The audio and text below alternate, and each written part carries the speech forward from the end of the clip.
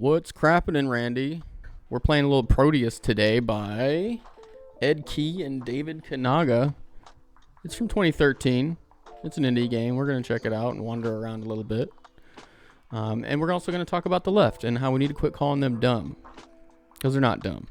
For example, if I ask you to ponder the cultural icons of our time, Ashton Kutcher and Jessica Simpson probably don't come to mind.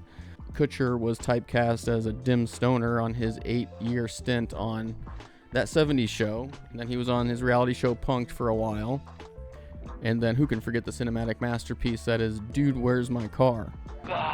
And then I'm going to come in there and I'm going to put my foot in your... Yet on the other side of the camera, he made a killing with a few investments. You might have heard of them. One of them was, let's see, Skype, Uber, Airbnb, Spotify. He's also reported to have an IQ of 160. He originally planned on going to MIT before he went out west for Hollywood. Jessica Simpson, same thing. She's known for her dumb blonde persona, as evidenced by her... Where are these dudes going? As evidenced by her chicken of the sea moment from her reality show. Is this chicken what I have, or is this fish? I know it's tuna, but it says chicken by the sea. Is that stupid? Which was probably staged, but still, she's got the rap as being a dumb blonde. But her clothing line has been very successful. She's grossed over $1 billion since 2005. She's a best-selling author, and her 7 or so studio albums put her at about a $200 million net worth. People might write these people off as pop culture has-beens or idiots, what have you, but they're having the last laugh all the way to the bank. And you can say the same thing about politicians, particularly what the right says about the left. We make fun of AOC's gaffes and Jelly Belly Pritzker, his gut, and Gavin Newsom's exaggerated arm flailing, and the more than likely chance that he's a lizard person. But they want us to think this while they take over the country. The left can't meme, and that can be sure, but if you keep underestimating them, it could cost us the country. Let's talk about their ground game. A military, for example, could have AC-130s, they could have F-35s, they could have B-2 bombers, what have you, and you can do a lot of damage with that. But if you want long-term sustainment, you need boots on the ground, regardless of the technology. Today, the right, and we'll just consider the right as conservative or right-leaning politicians, since they've pretty much been balled up into one category. If people on the right, they've got the nuclear bomb, that is Donald Trump for sure. But progressives have traditionally owned the battlefield in fundraising, social media. I gotta get a better way to read this, because I can't play the game and look at my other monitor at the same time, because I can't get my freaking mouse out of the window. So I gotta look at my phone. I need to get a stand too. Anyway, let's talk about how the left has dominated the entire political battlefield for decades at this point. Rock the vote, for example. You've heard of Rock the Vote, MTV's Rock the Vote. In 1990, music executives Jeff Ayeroff and Jordan Harris founded Rock the Vote in partnership with MTV to persuade young people to get out and vote against all the censorship that was coming out at that time.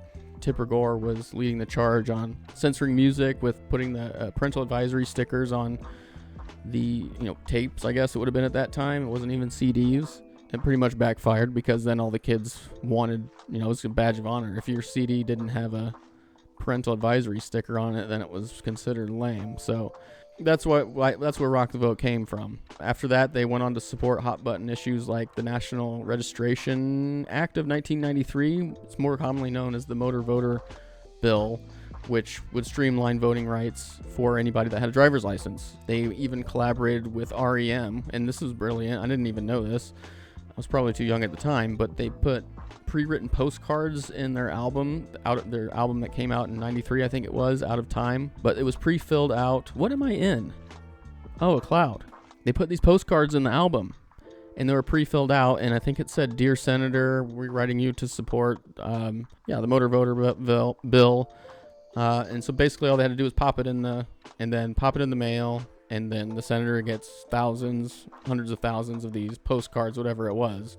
And that, I'm sure, influenced their decisions. And then technology. They harness technology as it evolves. So when what was it, 1996 or so, they came out with the phone number 1-800-REGISTER. So you could just call in and register to vote. 3 years later, they came out with the first online registration portal.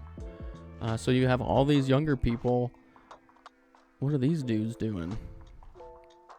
You have all these younger people that are registering to vote because technology is making it easier to do so. I guess we're just having some type of seance or something up here.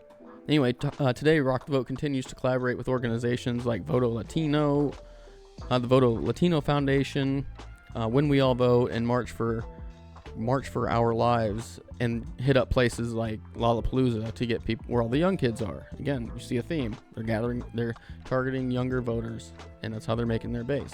Meanwhile, Republicans traditionally have avoided the mainstream, where they search for votes at the places expected, but yet outside of the mainstream, like churches or NRA conventions. And let's talk about door knocking. Traditionally, when somebody knocks on your door, it could be a volunteer, it could be a campaign official, or the politician themselves. But one thing you could count it not being ever, pretty much, was a Republican. You just don't get Republicans knocking on doors. The people that are willing to go out and beat feet around town and talk to random people are people on the left. But why do you think that is? Well, it could be because more right-leaning or conservative people are working, they're with family, they have hobbies, or they just don't particularly care to go interrupt people's dinner time by knocking on the door at 6 or 7 at night. Yeah, so default liberals are much more likely to be bored and lonely, and they find company and purpose on the left. Even if Republican volunteers hit the streets more, they're still at a disadvantage because the Democrats have the home court advantage in cities. They can go into an apartment building and knock on 300 doors, while the people searching for right-leaning votes people might be a half mile apart out in more rural areas. Okay, let's switch over to money making. The most successful New York pizzerias don't make their money from selling whole pies, but the consistent sales by the slice. The meeting is until 3, but I always like to come to New York a little bit early and hit some of my favorite haunts. Like right here, my favorite New York pizza joint. And I'm going to go get me a New York slice. And the left applies the same thing to fundraising. Progressives have mastered small dollar donations through platforms like Act Blue, which has raised $2.4 billion since its creation in 2009.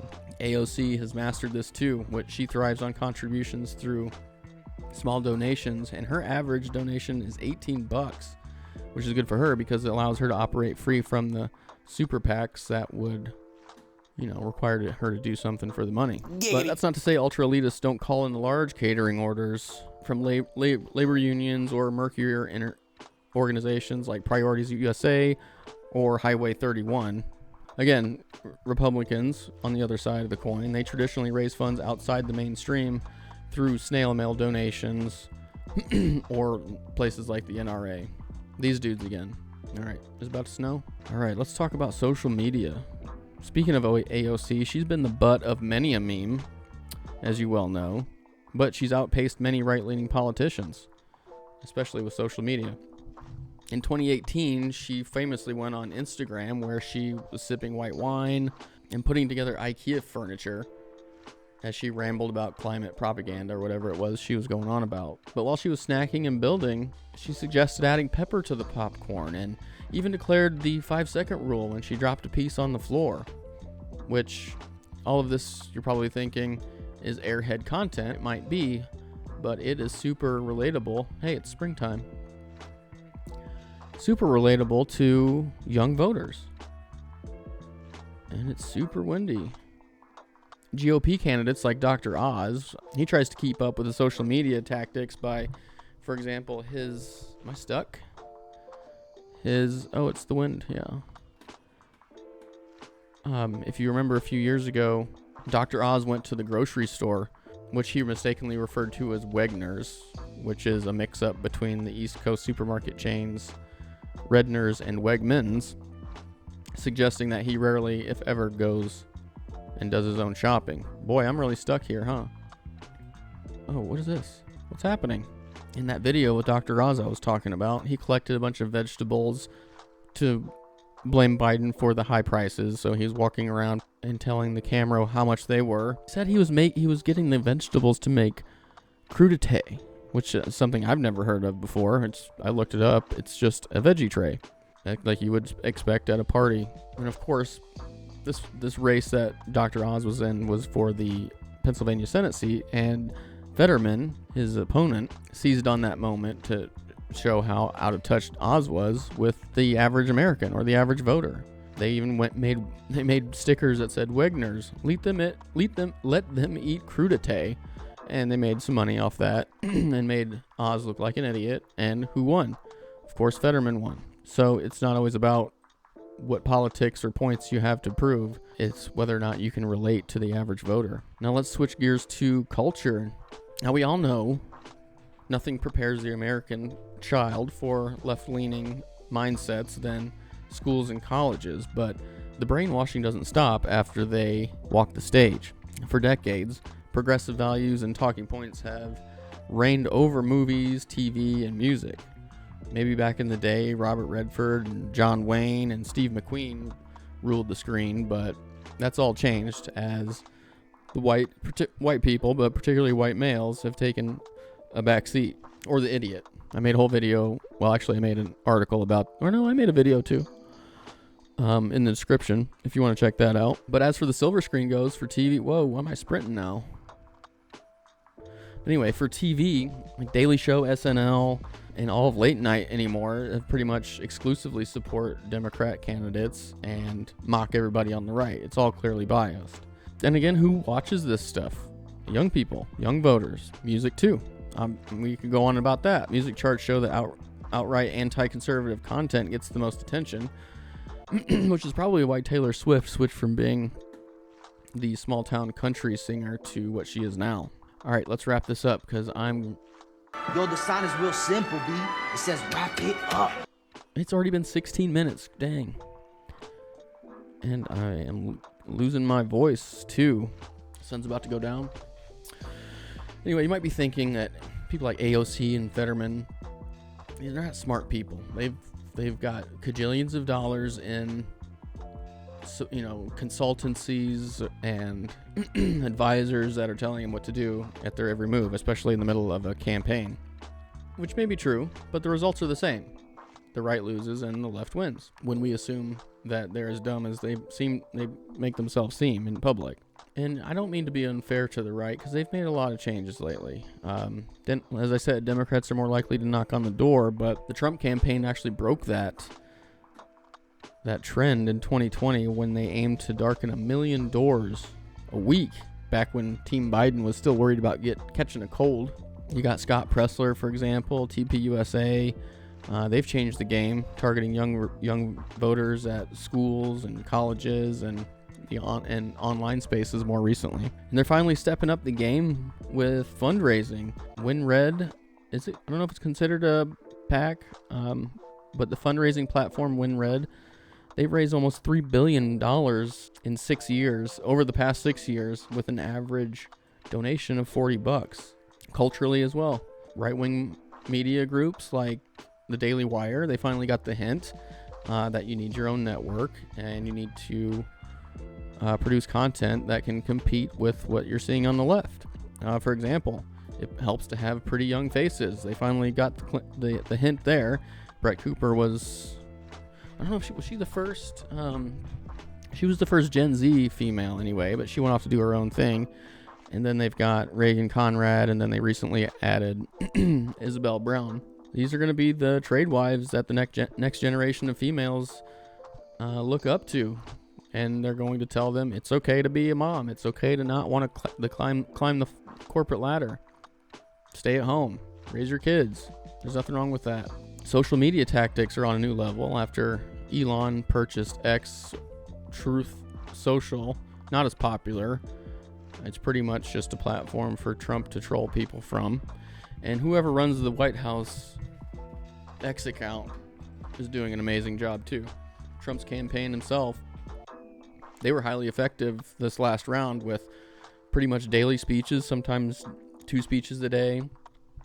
guerrilla tactics like the garbage truck incident, and then the unforgettable Kamala is for they, them, President Trump is for you, worked wonders. The 2024 election map, it's a lot of red in it, but it could lull people back to sleep. People get too comfortable. Think Daddy Trump is going to make everything better, and when he leaves, everything will be okay. It won't be the case. And you know the left is going to be plotting the whole time. So don't let yourself get too comfortable. Because if we're not careful, then hey, at least we can trade memes in the gulag.